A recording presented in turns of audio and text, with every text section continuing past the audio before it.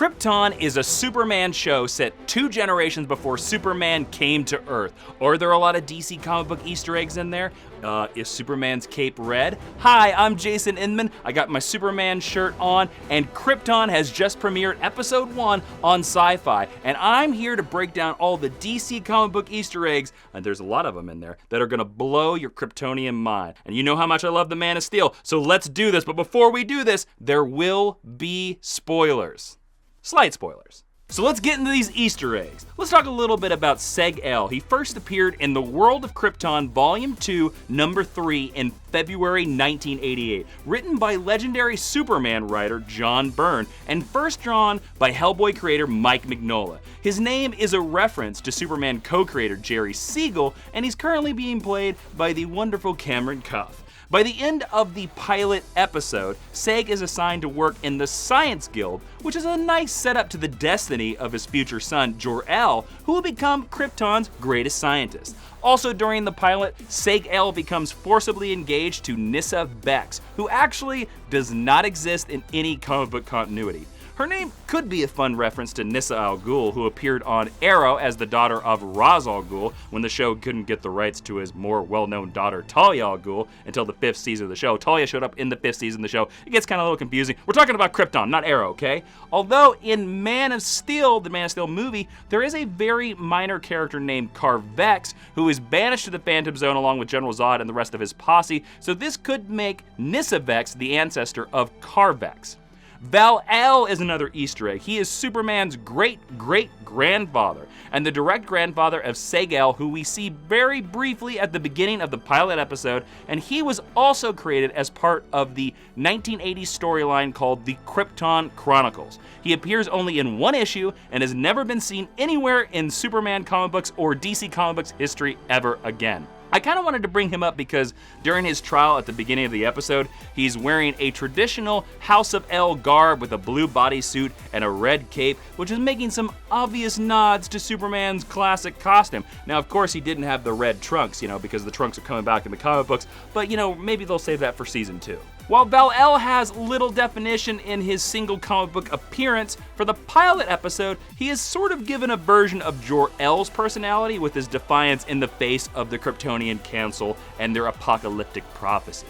The House of El aside, the next Easter egg is stylistic and can be seen throughout the entire episode. That, of course, is the Kryptonian sun known as Rao. Now, you probably know that Rao is the god and the sun that is worshipped by the Kryptonians, and like Earth's own ancient Egyptians, the Kryptonians worship their sun because, it's a red sun named Rao. Now, fun fact, Rao is actually considered to be a red dwarf star, which are real stars that exist in our galaxy and are the most common and longest-lived stars in the universe, according to Space.com.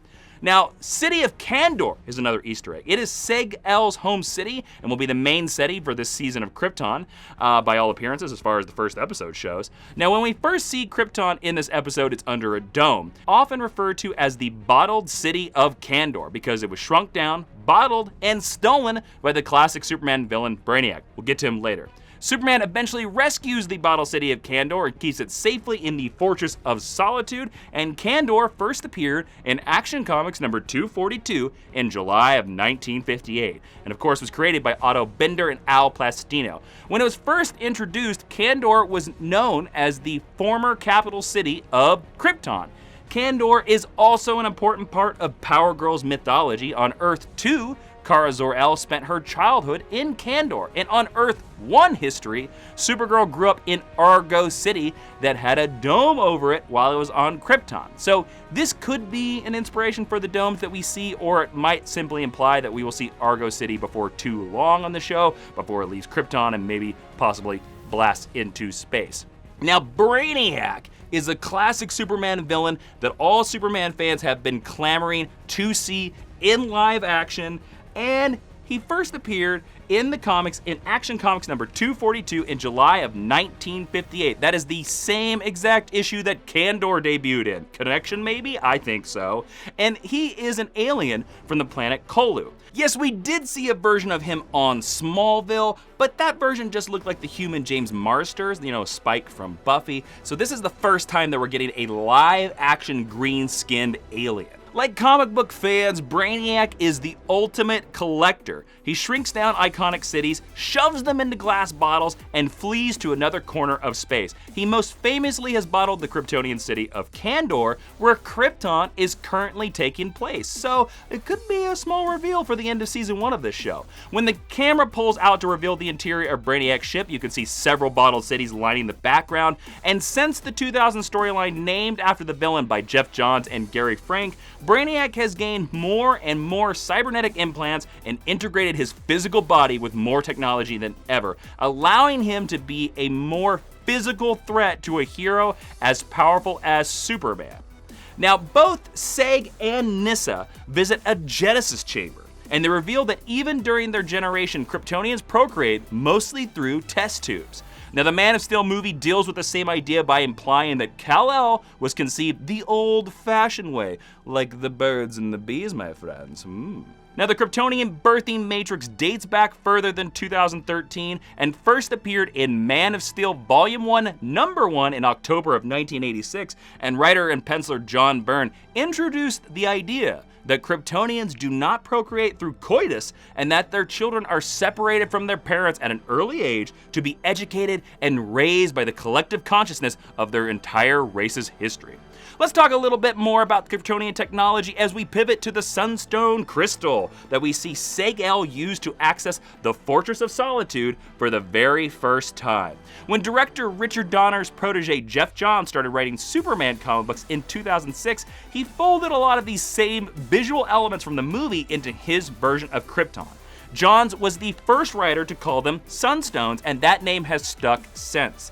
The design of this particular Sunstone is lifted right out of the Man of Steel movie when Henry Cavill's Clark Kent discovers the Fortress of Solitude hidden in the Arctic Circle. Speaking of that, let's talk about the Fortress of Solitude. It has been a part of Superman mythos since June of 1958, which it debuted at Action Comics number 241, 1 month before Brainiac.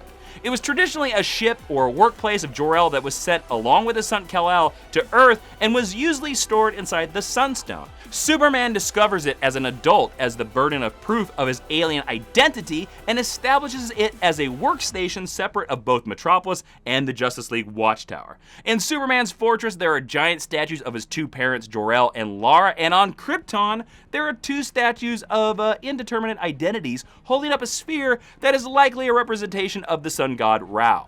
Now, in Krypton, the fortress contains Val-El's research instead of Jor-El's, and it seems like it will serve as Seg-El's workspace instead of Kal's. You can also spot a Black Mercy plant hidden under a glass bell jar in the background of the scenes filmed in the fortress, and if you don't know, the Black Mercy is a DC Comics deep cut from the storyline for The Man Who Has Everything from Watchmen creative team Alan Moore and Dave Gibbons. Fun fact, Supergirl on the CW did a version of this storyline in the show's first season. Let's talk about the House of Zod. The House of Zod holds a pretty important place on Krypton. Both characters, Lyta and her mother Alora, are original creations to the television show. Fun fact, the actress that plays Alora is not new to DC on-screen universe, having played Philippus in both Wonder Woman and the Justice League movies. Now, Alora is classically the name of Supergirl's mother, so the fact that another Kryptonian has the name 2 generations earlier could just be an effort to establish Alora as a classic Kryptonian name. Maybe it's the Kryptonian version of Brian. The Krypton version of the House of Zod crest are different than any other Zod crest that has ever been worn by their more famous progeny, Dru-Zod. Now, Dru-Zod is more commonly known by his rank General Zod, and he rose to infamy in Superman 2, where he's played by Terrence Stamp. In most versions, he is the murderer of Jor-El and winds up banished to the Phantom Zone and ends up becoming a Superman villain. Lyta Zod is betrothed to Dev-Em before the episode is over, who is a 1960s Jerry Siegel addition to Superman lore. Much like Dru-Zod in the comic books, Dev-Em is a criminal who also winds up banished to the Phantom Zone and eventually becomes an enemy of Superman. Post-Crisis on Infinite Earths 1985, he becomes a Daxamite instead of a Kryptonian, and then was changed back to a Kryptonian post-Infinite Crisis 2005. To be fair, we haven't even seen Dev-Em yet, so we don't really know whether or not he's going to turn out like his comic book counterpart, or he could be a very different character. Let's talk about some Strange, some time traveler Adam Strange, who appears in Krypton even though he is originally from the planet Earth and then becomes a transplant to the planet Ron that has a long-standing conflict with Thanagar, the home of Hawkman. He first appeared in Showcase number 17 in November of 1958, that's 4 months after Brainiac, and accomplishes most of his missions through the use of Zeta beams that allow him to teleport from planet to planet across the vastness of space. He's not really a character traditionally associated with either Superman or Krypton, and in the pilot episode, he wears a Detroit Tigers baseball cap that is a specific nod to Geoff Johns, who I mentioned earlier because Geoff Johns was born there. More about Detroit. When Seg-El says the planet Detroit, that is a callback to Superman 2 when Zod and his cronies say the planet Houston or Houston. Speaking of movie references, we can all agree that the Superman cape that Adam Strange gives to Seg-El slowly disappearing is a Back to the Future reference, right? Disappearing photo of Marty McFly, anyone? The voice of Rao is an obvious representation of the sun god Rao that I talked about a bit earlier. Fun fact, the voice of Rao does not exist anywhere in the comic book continuity and is a completely new creation of the television show. His robe, though, is completely covered in the Kryptonian language, which is evocative of many different Kryptonian costumes that we've seen over the years. Now, I'm not fluent in Kryptonian, so I'm not sure what the robes say, but there could be a clue hidden there that reveals maybe something about who the actual voice of the Rao is. Could it be the Eradicator? I think it's the Eradicator. Dear God, I hope it's the Eradicator. In fun fact, in the DCEU, the Kryptonian letters on Superman's suit say, "Where we had thought to stand alone, we will be with all the world."